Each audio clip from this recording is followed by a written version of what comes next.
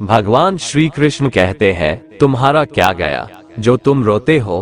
तुम क्या लाए थे जो तुमने खो दिया? तुमने क्या पैदा किया था जो नष्ट हो गया?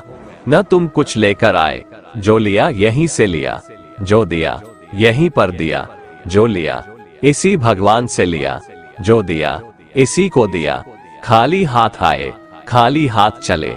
जो आज तुम्हारा है कल किसी और का था, परसों किसी और का होगा। तुम इसे अपना समझकर मग्न हो रहे हो, बस यही प्रसन्नता तुम्हारे दुखों का कारण है। श्री कृष्ण कहते हैं, क्यों व्यर्थ चिंता करते हो? किससे व्यर्थ डरते हो? कौन तुम्हें मार सकता है? आत्मा न पैदा होती है न मरती है। दोस्तों, जीवन और मृत्यु भाग्य की बात है, इससे कहीं भी छिपा या बचा नहीं जा सकता।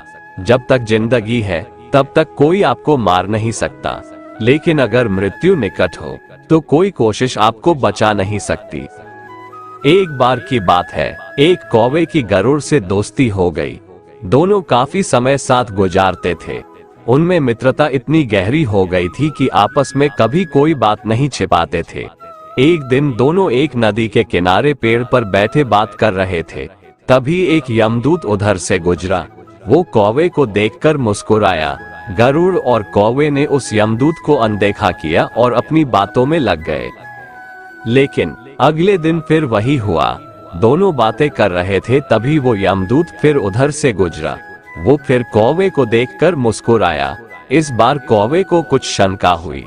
उसने गरुड़ से कहा कि ये यमदूत मुझे देखकर कल भी मुस्कुराया था और आज भी वैसे ही मुस्कुराया। कुछ गड़बड़ है, हो सकता है मेरी मृत्यु आने वाली है। गरुड़ ने उसे समझाया कि ऐसा कुछ नहीं है, ये एक संयोग भी हो सकता है, तुम चिंता मत करो। 2-3 दिन और ऐसे ही निकले। रोज यमदूत कौवे को देखकर मुस्कुराता। अब तो कौवे को यकीन हो गया कि निश्चित ही मेरी मौत नजदीक है। उसने गरुड़ से कहा, मित्र, मैं मरना नहीं चाहता, लेकिन ये यमदूत जरूर 1-2 दिन में मेरे प्राण निकाल कर ले जाएगा। ये रोज ही मुझे देखकर मुस्कुराता है। गरुड़ को भी लगा कि हो सकता है कौवे का शक सही हो। उसने कौवे को धैर्य बंधाया। गरुड़ ने कौवे से कहा, तुम चिंता मत करो मित्र, मैं तुम्हें यहाँ से इतनी दूर ले जाऊंगा कि ये यमदूत तुम्हें दिखाई ही ना दे। गरुड़ ने कौवे को अपनी पीठ पर बैठाया और उस जंगल से हजारों किलोमीटर दूर कैलाश पर्वत पर ले गया। दोनों को अब ये डर नहीं रहा कि यहाँ कोई उन्हें परेशान कर सकता है। लेकिन वे जैसे ही कैलाश पर्वत पर पहुंचकर एक गुफा तक पहुंचे, वहां वो यमदूत पहले से ही मौजूद था। उसने कौवे को देखते ही उस पर पाश फेंककर उसके प्राण निकाल लिए। गरुड़ देखता रह गया। उसने यमदूत से पूछा, तुमने इसे मारा क्यों? यमदूत ने कहा कि इसकी मौत इसी समय लिखी थी, इसलिए इसके प्राण निकाल लिए। गरुड़ ने फिर पूछा, तो फिर तुम इसे देखकर उस जंगल में मुस्कुराते क्यों थे? इसे मारना ही था तो वहीं मार देते। यमदूत ने जवाब दिया, इसकी मौत कैलाश पर्वत पर ही लिखी थी, लेकिन 4-5 दिन पहले इसे उस जंगल में देखकर मुझे ये आश्चर्य हो रहा था कि ये इतने कम समय में वहां पहुंचेगा कैसे, क्योंकि इसके पंख भी छोटे हैं और ये लंबी उड़ान भी नहीं भर सकता, तो हजारों योजन दूर कैलाश तक ये पहुंचेगा कैसे? यही सोचकर मैं रोज मुस्कुराकर गुजर जाया करता था। लेकिन भाग्य देखो, तुम इसके परम मित्र ही इसे यहाँ तक इतने कम समय में ले आए। भगवान श्री कृष्ण कहते हैं, तू तन, मन और कर्म से खुद को मुझे समर्पित कर दे, मैं तुम्हें वो हर कुछ दूंगा जो तुम्हारे पास नहीं है, और जो तुम्हारे पास है मैं उसकी रक्षा भी करूंगा। तू जिस दिन से मुझसे निस्वार्थ प्रेम करने लगेगा, उस दिन से तू सिर्फ मेरा हो जाएगा और मेरे परम धाम को प्राप्त होगा। मित्रों, एक गांव में एक बूढ़ी औरत रहती थी। उसका नाम सावित्री था। सावित्री का आगे पीछे कोई नहीं था, इसलिए वह बेचारी अकेली रहती थी। एक दिन उस गांव में एक साधु आया। सावित्री ने साधु का बहुत ही प्रेम पूर्वक आदर सत्कार किया। जब साधु जाने लगा तो सावित्री ने कहा, महात्मा जी, आप तो ईश्वर के परम भक्त हैं, कृपा करके मुझे ऐसा आशीर्वाद दीजिए जिससे मेरा अकेलापन दूर हो जाए। अकेले रह रहकर उब चुकी हूँ। साधु ने मुस्कुराते हुए अपनी झोली में से बाल गोपाल की एक मूर्ति निकाली और बुढ़िया को देते हुए कहा, माए ये लो आपका बालक है, इसका अपने बच्चे की तरह प्रेम पूर्वक लालन पालन करती रहना। बुढ़िया माए बड़े लाड़ प्यार से ठाकुर जी का लालन पालन करने लगी। एक दिन गांव के कुछ शरारती बच्चों ने देखा कि सावित्री मूर्ति को अपने बच्चे की तरह लाड़ कर रही है। नटखट बच्चों को बुढ़िया से हंसी मजाक करने की सूझी। उन्होंने बुढ़िया से कहा, अरे माए सुन, आज गांव में जंगल से एक भेड़िया घुस आया है जो छोटे बच्चों को उठाकर ले जाता है और मारकर खा जाता है। तू अपने लाल का ख्याल रखना, कहीं भेड़िया इसे उठाकर ना ले जाए। सावित्री ने अपने बाल गोपाल को उसी समय कुटिया में विराजमान किया और स्वयं लाठी लेकर दरवाजे पर पहरा लगाने के लिए बैठ गई। अपने लाल को भेड़िए से बचाने के लिए सावित्री भूखी प्यासी दरवाजे पर पहरा देती रही। पहरा देते देते एक दिन बीता, फिर दूसरा, तीसरा, चौथा और पांचवा दिन बीत गया। सावित्री 5 दिन और 5 रात लगातार बगैर पलक झपकाए भेड़िए से अपने बाल गोपाल की रक्षा के लिए पहरा देती रही। उस भोली भाली बुढ़िया सावित्री का ये भाव देखकर ठाकुर जी का हृदय प्रेम से भर गया।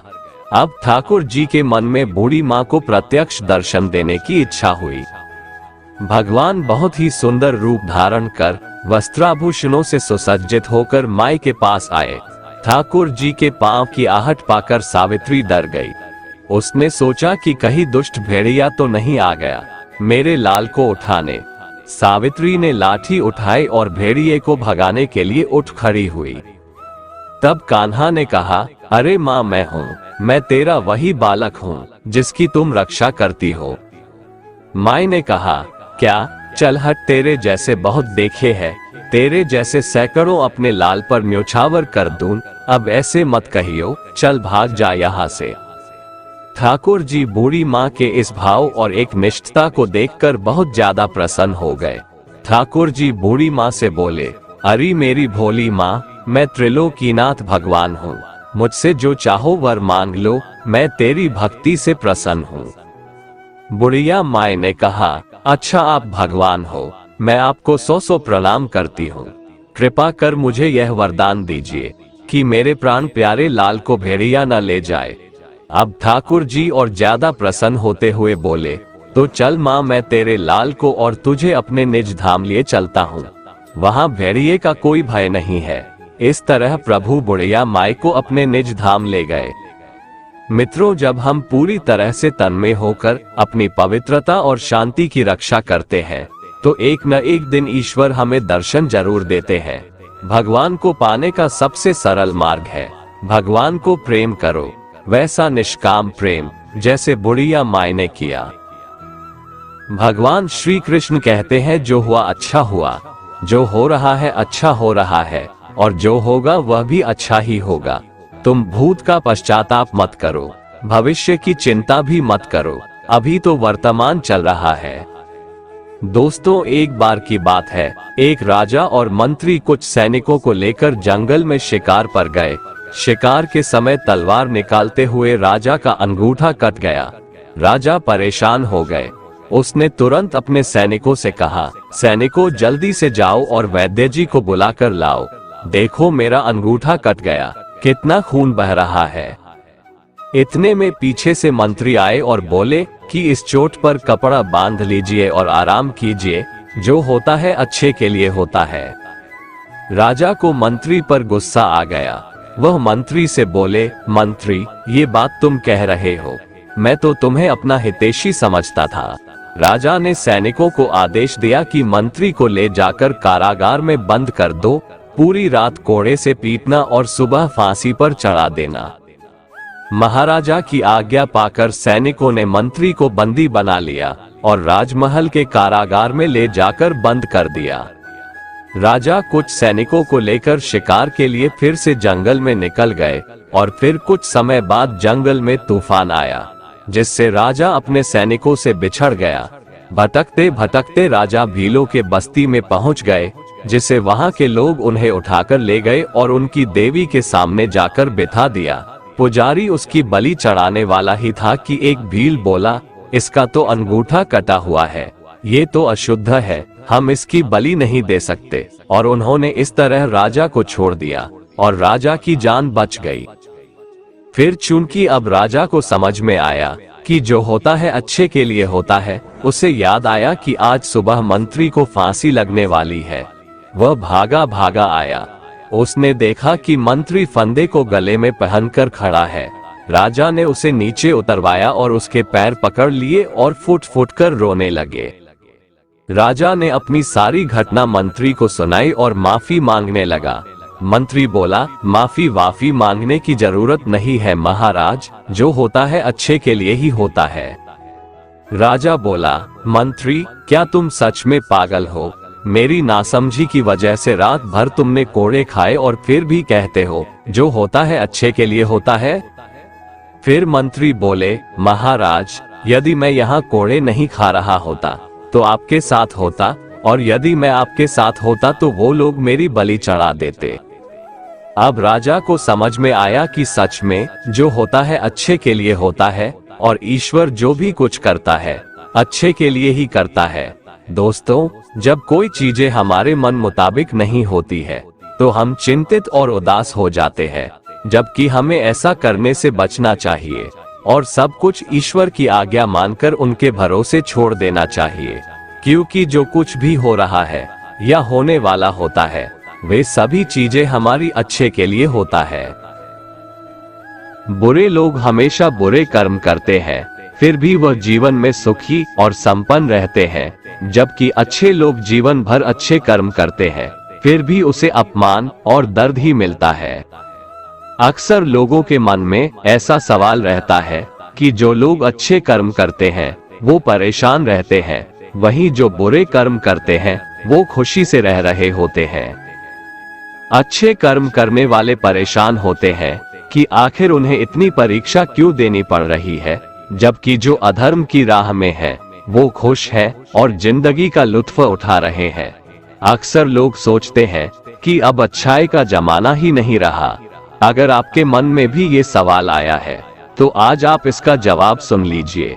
ये जवाब वो है जो भगवत गीता में लिखा है और श्री कृष्ण ने अर्जुन को दिया था।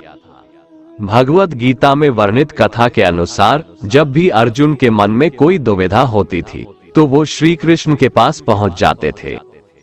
एक बार की बात है, अर्जुन ने भगवान श्री कृष्ण के समीप आकर कहा कि वो दुविधा में है और इसका जवाब वो श्री कृष्ण से चाहते हैं। श्री कृष्ण ने पूछा कि क्या सवाल है? अर्जुन ने कहा, मुझे ये जानना है कि अच्छे लोगों के साथ हमेशा बुरा ही क्यों होता है, वहीं बुरे लोग खुशहाल दिखते हैं।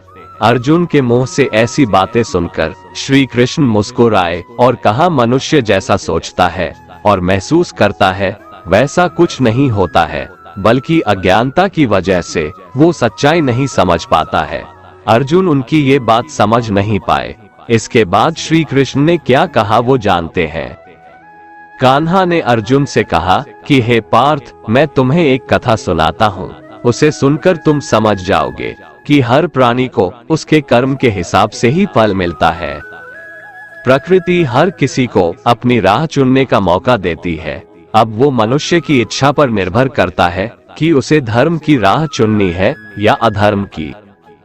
कथा शुरू करते हुए श्री कृष्ण ने कहा, एक नगर में दो पुरुष रहा करते थे। एक पुरुष व्यापारी था जिसके जीवन में धर्म की बहुत महत्ता थी। वो पूजा पाठ में यकीन रखता था। वो हर रोज मंदिर जाता था और दान धर्म भी करता था और हर रोज भगवान की पूजा करता था। वहीं दूसरा पुरुष बिल्कुल विपरीत था। वो हर रोज मंदिर तो जाता था लेकिन पूजा करने नहीं, बल्कि मंदिर के बाहर से जूते चप्पल चुराने। उसे दान और धर्म से कोई लेना देना नहीं था। समय बीतता गया और एक दिन बहुत जोर की बारिश हो रही थी। इस वजह से मंदिर में पुजारी के अलावा कोई नहीं था। ये बात जब दूसरे पुरुष को पता चली तो उसने कहा कि ये सही मौका है मंदिर का धन चुराने का। पंडित से नजर बचाकर उसने मंदिर का सारा धन चुरा लिया। उसी समय धर्म कर्म में विश्वास रखने वाला व्यक्ति भी मंदिर पहुंचा दुर्भाग्य से मंदिर के पुजारी ने उसे ही चोर समझ लिया और चिल्लाने लगे। वहां लोग एकत्र हो गए और उसे बहुत मारा। किसी तरह वो बचते बचाते वहां से निकला तो दुर्भाग्य ने उसका साथ वहां भी नहीं छोड़ा। मंदिर के बाहर वो एक गाड़ी से टकरा गया और घायल हो गया। फिर वो व्यापारी लंगड़ाते हुए घर जाने लगा तो रास्ते में उसकी मुलाकात उस पुरुष से हुई जिसने मंदिर से धन चुराया था। उसने कहा, आज तो मेरी किस्मत चमक गई, एक साथ इतना सारा धन मिल गया। ये सब देखकर उसे बहुत बुरा लगा और उसने अपने घर से भगवान की सारी तस्वीरें निकाल दी। कुछ सालों बाद दोनों की पुरुषों की मृत्यु हो गई। मरने के बाद जब दोनों यमराज की सभा में पहुंचे और भले पुरुष ने दूसरे व्यक्ति को देखा तो उसे बहुत गुस्सा आया। उसने क्रोधित होकर यमराज से पूछ ही लिया, मैं तो हमेशा अच्छे कर्म करता था, दान में विश्वास रखता था, उसके बदले जीवन भर मुझे अपमान और दर्द ही मिला और इस व्यक्ति को नोटों से भरी पोटली, आखिर ऐसा भेदभाव क्यों? इस पर यमराज ने कहा, पुत्र तुम गलत समझ रहे हो। जिस दिन तुम्हारी गाड़ी से टक्कर हुई थी वो दिन तुम्हारे जीवन का आखिरी दिन था, परंतु तुम्हारे अच्छे कर्मों की वजह से तुम्हारी मौत सिर्फ एक छोटी से चोट में बदल गई। तुम इस दुष्ट व्यक्ति के बारे में जानना चाहते हो? दरअसल इसके भाग्य में राजयोग था, मगर इसके कुकर्मों और अधर्म की वजह से वो सिर्फ एक छोटी सी धन की पोटली में बदल गया। कथा सुनाने के बाद श्री कृष्ण अर्जुन से कहते हैं, पार्थ क्या अब तुम्हें तुम्हारे सवाल का जवाब मिल गया? ऐसा सोचना कि भगवान तुम्हारे कर्मों को नजरअंदाज कर रहे हैं, ये बिल्कुल भी सत्य नहीं है। भगवान हमें कब, क्या, किस रूप में दे रहा है मनुष्य को समझ में नहीं आता है, मगर आप अच्छे कर्म करते रहें तो भगवान की कृपा हमेशा बनी रहती है। इसलिए अपने अच्छे कर्मों को बदलना नहीं चाहिए, क्योंकि उसका फल हमें इसी जीवन में मिलता है। इसलिए मनुष्य का फर्ज है कि वो हमेशा अच्छे कर्म करते रहें, क्योंकि श्री कृष्ण ने गीता में भी बताया है कि किसी के द्वारा किया गया कर्म बेकार नहीं जाता है, चाहे वो अच्छा हो या बुरा। कान्हा कहते हैं, ये संसार मेरी ही माया है, ये संसार मुझसे ही उत्पन्न हुआ है, मैं ही इसका पालन पोषण करता हूँ और मैं ही इस सृष्टि का विनाश करता हूँ। मैं जल में रस हूँ, चंद्रमा और सूर्य में प्रकाश हूँ, संपूर्ण वेदों में ओंकार हूँ, आकाश में शब्द और पुरुषों में पुरुषत्व हूँ। मैं ही सूर्य रूप से तपता हूँ, वर्षा का आकर्षण करता हूँ और उसे बरसाता हूँ। हे अर्जुन, मैं ही अमृत और मृत्यु हूँ, सत असत भी मैं ही हूँ। मैं धरती की मधुर सुगंध हूँ, मैं अग्नि की ऊष्मा हूँ, सभी जीवित प्राणियों का जीवन और सन्यासियों का आत्म स्वयं भी मैं ही हूँ। मैं भूत, वर्तमान और भविष्य के सभी प्राणियों को जानता हूँ, लेकिन वास्तविकता में मुझे कोई नहीं जानता। हमेशा शक करने वाला व्यक्ति कभी शांति प्राप्त नहीं कर पाता है। वह ना तो इस लोक में धन, ऐश्वर्य या यश की प्राप्ति कर सकता है और ना ही परलोक में स्वर्ग की प्राप्ति कर सकता है, क्योंकि जब तक मनुष्य किसी भी विषय में संशय युक्त रहता है तब तक वह उस विषय में सफलता नहीं पा सकता। इसलिए संदेह करने से बचें। हे अर्जुन, तुम्हारा क्या गया जो तुम रोते हो? तुम क्या लाए थे जो तुमने खो दिया? तुमने क्या पैदा किया था जो नष्ट हो गया? तुमने जो लिया यहीं से लिया, जो दिया यहीं पर दिया। जो आज तुम्हारा है कल किसी और का होगा, क्योंकि परिवर्तन ही संसार का नियम है और समय के साथ संसार में हर चीज परिवर्तन के नियम का पालन करती है। भगवान श्री कृष्ण कहते हैं, कर्मयोग ही वह योग है जिसके माध्यम से हम अपनी जीवात्मा से जुड़ पाते हैं। कर्मयोग हमारे आत्मज्ञान को जागृत करता है। इसके बाद हम न केवल अपने वर्तमान जीवन के उद्देश्यों को, बल्कि जीवन के बाद की अपनी गति का पूर्वाभास प्राप्त कर सकते हैं। इस योग में कर्म के द्वारा ईश्वर की प्राप्ति की जाती है। श्रीमद् भगवद गीता में कर्मयोग को सर्वश्रेष्ठ माना गया है। गृहस्थ और कर्मठ व्यक्ति के लिए ये योग अधिक उपयुक्त है। कर्मयोग सिखाता है कि कर्म के लिए कर्म करो, आसक्ति रहित होकर कर्म करो।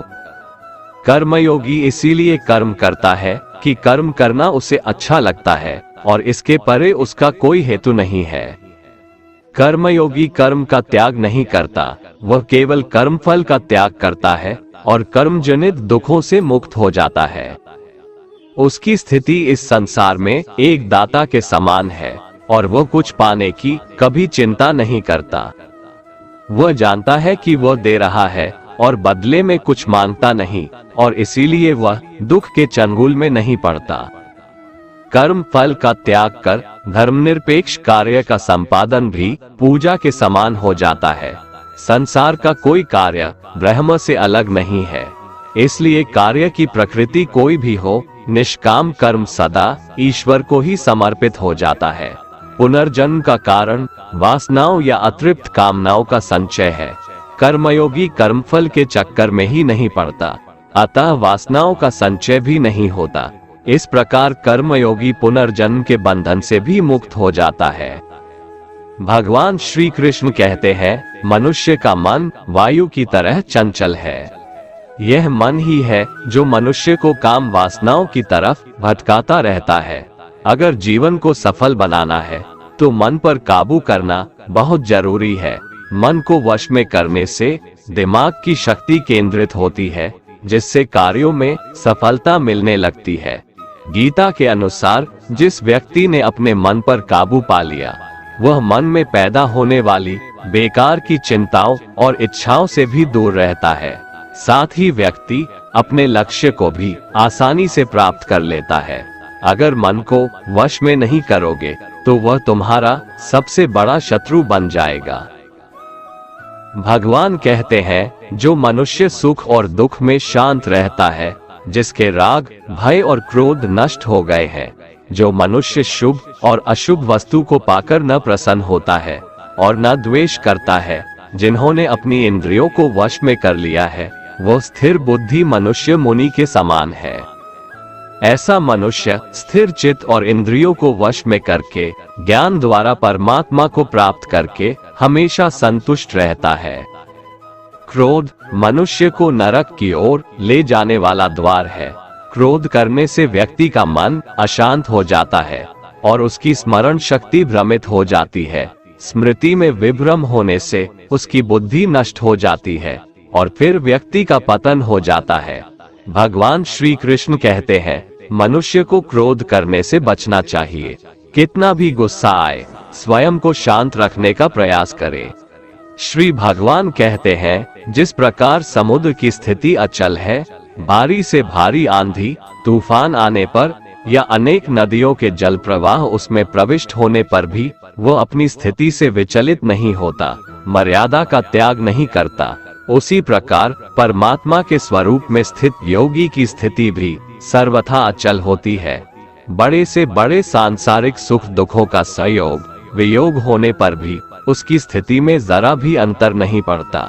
वह योगी परमात्मा में नित्य, निरंतर, अटल और एकरस स्थित रहता है। जो मनुष्य संपूर्ण कामनाओं को त्याग कर ममता रहित, अहंकार रहित और स्पृहा रहित होकर विचरण करता है, वही मनुष्य शांति को प्राप्त कर पाता है। जिस प्रकार प्रकाश की ज्योति अंधेरे में चमकती है, ठीक उसी प्रकार सत्य भी चमकता है। इसलिए व्यक्ति को सदैव सत्य के मार्ग पर चलना चाहिए। सत्य कभी दावा नहीं करता है कि मैं सत्य हूँ, लेकिन झूठ हमेशा दावा करता है कि सिर्फ मैं ही सत्य हूँ। इस संपूर्ण संसार में कोई भी व्यक्ति महान नहीं जन्मा होता है, बल्कि उसके कर्म उसे महान बनाते हैं। सही कर्म वह नहीं है जिसके परिणाम हमेशा सही हो, अपितु सही कर्म वह है जिसका उद्देश्य कभी गलत ना हो। श्रेष्ठ पुरुष जैसा आचरण करता है, अन्य पुरुष भी वैसा ही आचरण करते हैं। वो जो कुछ प्रमाण देता है, समस्त मनुष्य समुदाय उसी के पद चिन्हों पर अपने रास्ते चुनता है। इसलिए सज्जन व्यक्तियों को सदैव अच्छा व्यवहार करना चाहिए। जो मनुष्य ईश्वर में श्रद्धा नहीं रखते, वो अज्ञानी मनुष्य जीवन में कभी भी सुख, शांति और सफलता को प्राप्त नहीं कर पाते। ऐसे मनुष्य की बुद्धि विपरीत हो जाती है। वे लौकिक और पारलौकिक सब प्रकार के सुख साधनों को विपरीत ही समझने लगते हैं। इसी कारण वे विपरीत आचरणों में प्रवृत्त हो जाते हैं। इसके फलस्वरूप उनका इस लोक में और परलोक में पतन हो जाता है। वे अपनी वर्तमान स्थिति से भी भ्रष्ट हो जाते हैं और मरने के बाद उनको अपने कर्मों का फल भोगने के लिए सूकर, कुकर आदि नीच योनियों में जन्म लेना पड़ता है या घोर नरक में पड़कर भयानक यातनाएं भोगनी पड़ती है।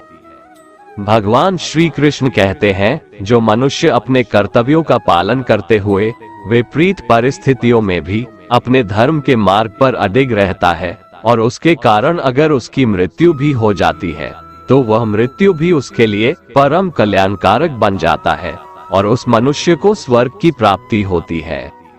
हे अर्जुन, मेरे और तुम्हारे बहुत से जन्म हो चुके हैं, उन सबको तू नहीं जानता, किंतु मैं जानता हूँ। मैं अजन्मा और अविनाशी हूँ। मैं समस्त प्राणियों का ईश्वर होते हुए भी अपनी प्रकृति को अधीन करके अपनी योग माया से प्रकट होता रहता हूँ। जब जब इस धरती पर धर्म की हानि और अधर्म की वृद्धि होती है, तब तब अधर्म का विनाश और धर्म की पुनर्स्थापना हेतु मैं अपने एक नए रूप को रचता हूँ और लोगों के सम्मुख प्रकट होता रहता हूँ। मनुष्य मेरी जिस भी रूप की पूजा करते हैं, मैं भी उनको उनकी भावना के अनुसार उसी रूप में दर्शन देता हूँ। मनुष्य जिस जिस भाव से मेरी उपासना करते हैं, मैं उनके उस भाव का ही अनुसरण करता हूँ। जो मेरा चिंतन करता है उसका मैं चिंतन करता हूँ। जो मेरे लिए व्याकुल होता है उसके लिए मैं भी व्याकुल हो जाता हूँ। जो मुझे अपना सर्वस्व अर्पण कर देता है, मैं भी उसे अपना सर्वस्व अर्पण कर देता हूँ। इस मनुष्य लोक में सांसारिक भोग के लिए लोग इंद्र आदि देवताओं की उपासना करते हैं, क्योंकि देवताओं का पूजन करने वालों को उनकी उपासना का फल तुरंत मिल जाता है। लेकिन मैं ऐसा नहीं करता हूँ।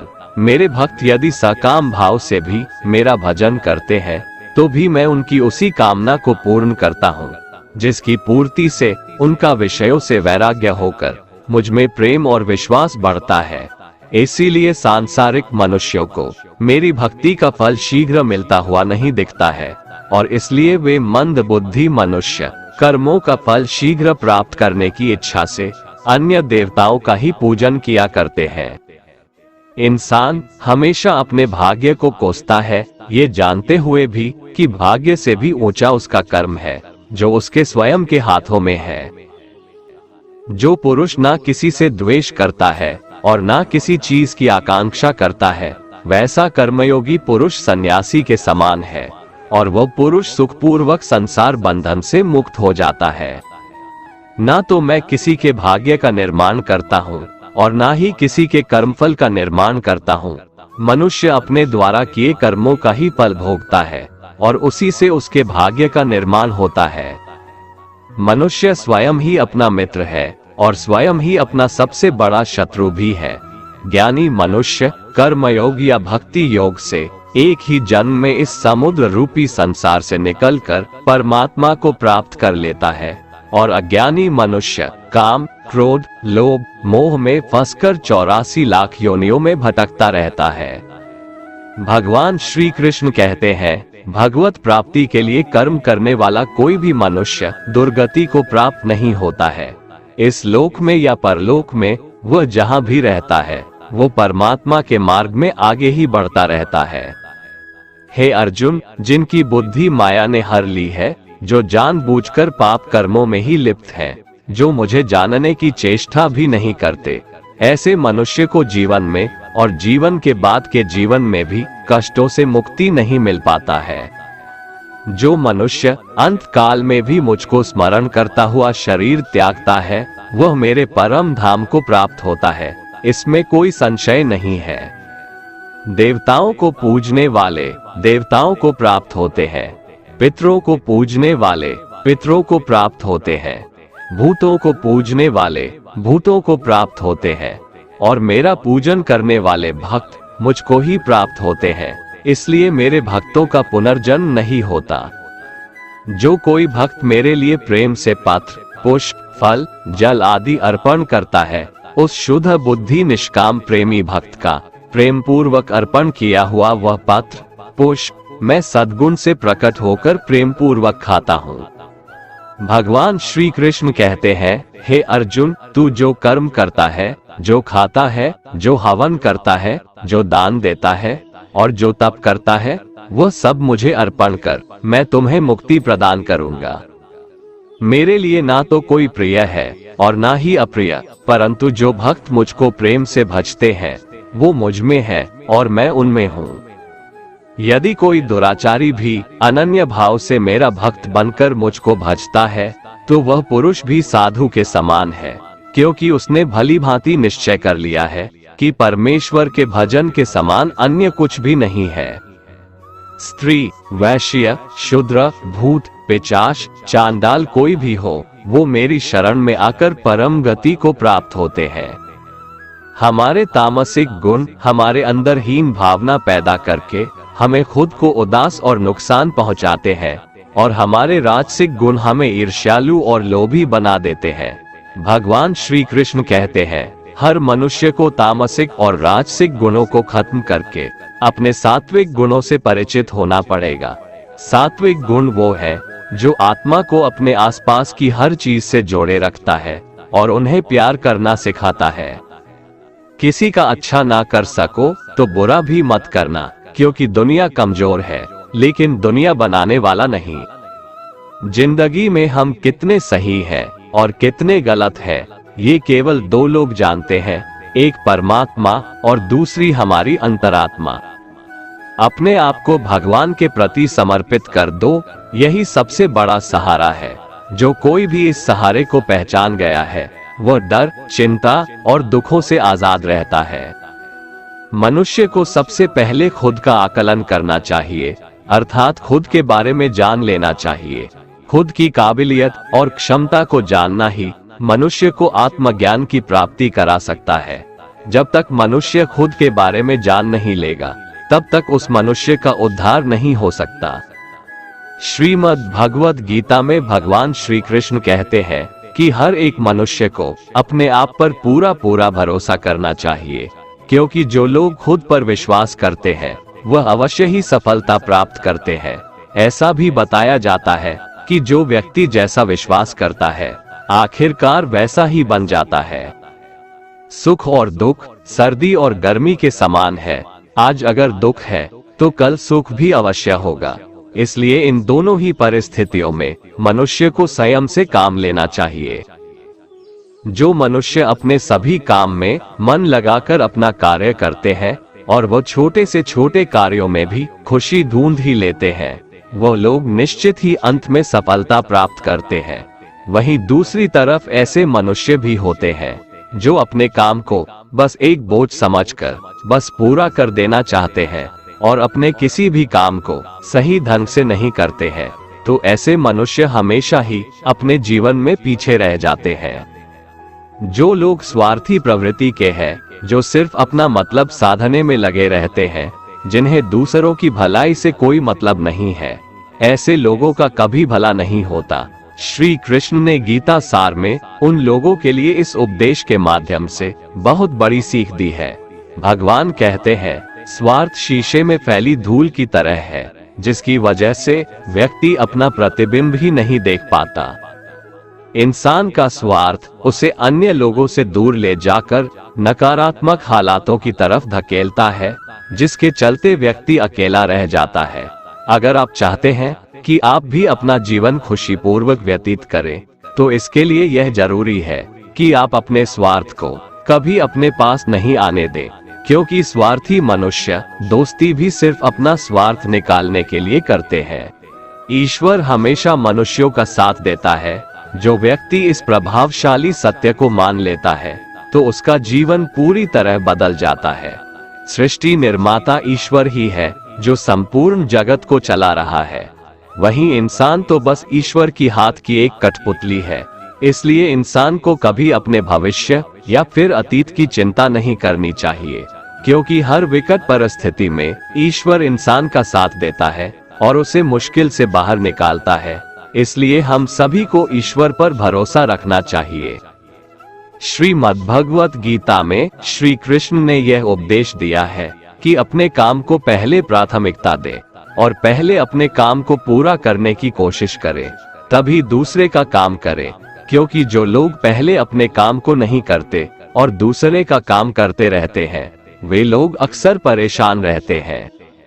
मनुष्य अपने हृदय से जो दान कर सकता है वो अपने हाथों से नहीं कर सकता, और मौन रहकर जो कुछ वो कह सकता है वो शब्दों से नहीं कह सकता। यदि कोई साधक किसी कारणवश अपनी साधना में सफल नहीं हो पाता, तो भगवान उसकी अधूरी साधना पूरी करने के लिए फिर से शुद्ध श्रीमंतों के घर में जन्म देते हैं। हे धनंजय, मेरे सिवाय इस जगत का कोई दूसरा कारण नहीं हो सकता। मैं ही इस संपूर्ण संसार का महाकारण हूँ।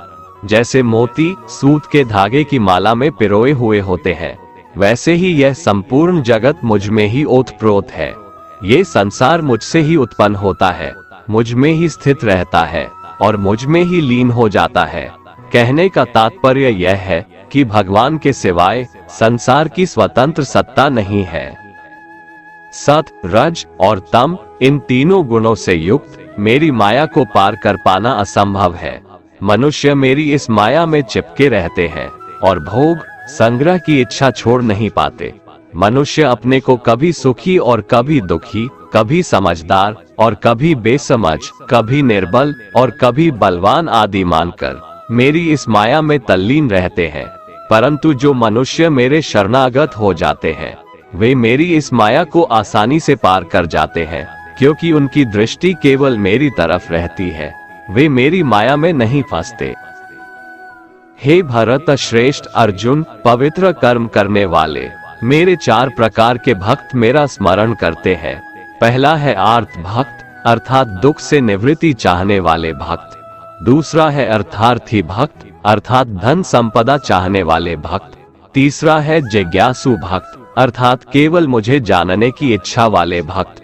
और चौथा है ज्ञानी भक्त, अर्थात मुझे ज्ञान सहित जानने वाले भक्त। आइए इसको थोड़ा समझ लें। आर्त भक्त वो है जो प्राण संकट आने पर संकट दूर करने के लिए केवल भगवान को पुकारते हैं, कष्ट का निवारण केवल भगवान से ही चाहते हैं, दूसरे किसी से नहीं। वे आर्त भक्त कहलाते हैं।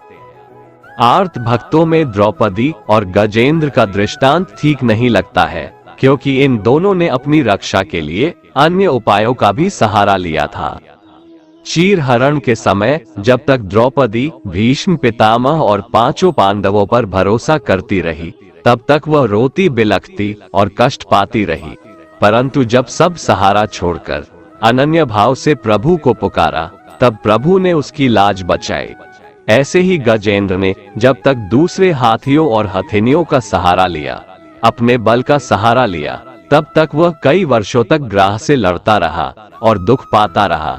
सब सहारा छूटने के बाद जब उसने ओम नमो भगवते कहकर हरि को पुकारा, तब भगवान ने तुरंत आकर ग्राह का मुंह फाड़ दिया और गजेंद्र का उद्धार किया।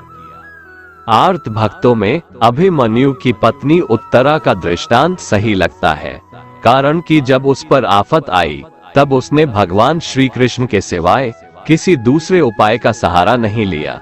उसने सीधे भगवान से निवेदन किया।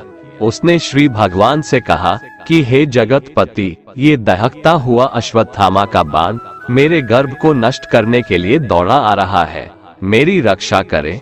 तुरंत उत्तरा के गर्भ में प्रविष्ट होकर भगवान ने गर्भ की रक्षा की और परीक्षित को बचाया।